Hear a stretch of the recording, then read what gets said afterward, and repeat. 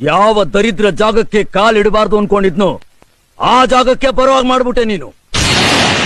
ಯಾವ್ದು ನಡಿಬಾರ್ದು ಅಂತ ನಾನು ಅನ್ಕೊಂಡಿದ್ನು ಅದು ಮತ್ತೆ ಮತ್ತೆ ನಡೀತಾ ಐತೆ. ಯಾವ ಪುರುಷಾರ್ಥಕ್ಕೆ 2 ಮದುವೆ? ಯಾವ ಪುರುಷಾರ್ಥಕ್ಕೆ? ನೀನ್ 2 ಮದುವೆ ಮಾಡ್ಕೊಂಡಲ್ಲ, ಏನ್ ಸುಖ ಕಂಡಿ ನೀನು? ಏನ್ ಸುಖ ಕಂಡಿ? ಇಬ್ರು ಹೆಂಡ್ರ ಜೊತೆ ಬಾಳ್ವೆ ಮಾಡಕ್ಕಾಗ್ಲಿಲ್ಲ, ಇಬ್ರು ಮಕ್ಕಳನ್ನ ಮಗಳ ಮಾಡ್ಕೊಂಡು ಪ್ರೀತಿ ಮಾಡಕ್ಕಾಗ್ಲಿಲ್ಲ. ಅಲ್ಲಿ ಕೂತಿದ್ದಾನಲ್ಲ ಅವನು ನನ್ನ ಅಣ್ಣ ಅಂತ ಕರೀಕಾಯ್ತಿಲ್ಲ, ನನಗೆ ಅವನಿಗೆ ತಮ್ಮ ಅಂತ ಕರೀಕಾಯ್ತಿಲ್ಲ. ಯಾಕೆ ಬೇಕು ಅಂತ ಬಾಳ್ವೆ? ನೀನಲ್ಲ, ಈ ಪ್ರಪಂಚದಾಗೆ 2 ಮದುವೆ ಮಾಡ್ಕೊಂಡಿರೋ ಯಾವ ಬಡ್ಡಿ ಬಗಾನೋ ನೆಮ್ಮದಿಯಾಗಿರೋಕ್ ಸಾಧ್ಯ ಇಲ್ಲ, ನೆಮ್ಮದಿಯಾಗಿರೋಲ್ಲ. ನೀನ್ ಅನುಭವಿಸ್ತಾ ಇರೋ ನೋವನ್ನ ನಾಳೆ ನಿನ್ ಮಗ ಅನುಭವಿಸೋದ್ ಬೇಡ. ನಾನ್ ಪಡ್ತಾ ಇರೋ ಸಂಕಟನ ನಾಳೆ ಅವನ್ ಹುಟ್ಟೋ ಮಗ ಪಡೋದ್ ಬೇಡ.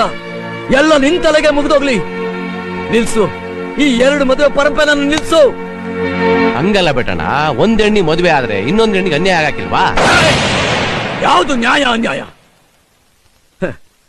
ಜನ್ಮ ಕೊಟ್ಟ ಮಗನ್ಗೆ ನ್ಯಾಯ ಕೊಡಕ್ಕಾಗದೆ ಇರೋ ದೊಡ್ಡ ಮನುಷ್ಯ ಕಂಡೋರ್ಗೆ ಇನ್ನೇನ್ ನ್ಯಾಯ ಕೊಟ್ಟಾನು?